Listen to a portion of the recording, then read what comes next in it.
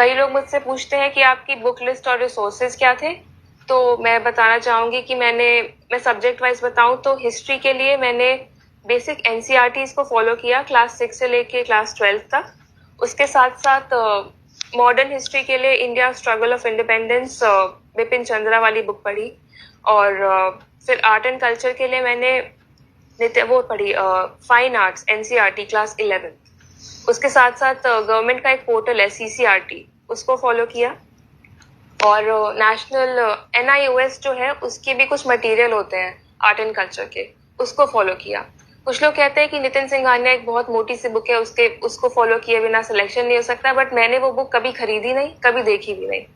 तो अपने रिसोर्सेस खुद चूज करें, लेकिन उस रिसोर्स पे स्टिक करें, उसी को रिवाइज करें। ये ना भटके कि वो मेरा दोस्त कुछ और पढ़ रहा है, वो तीसरा पर्सन कुछ और पढ़ रहा है।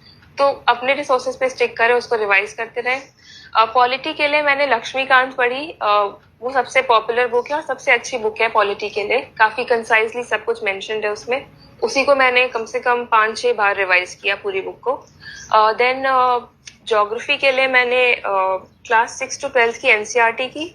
उसके साथ साथ जीसी लियोंग की 1-2 रीडिंग लगाई, बट फिर उसका रिविजन नहीं कर पाई।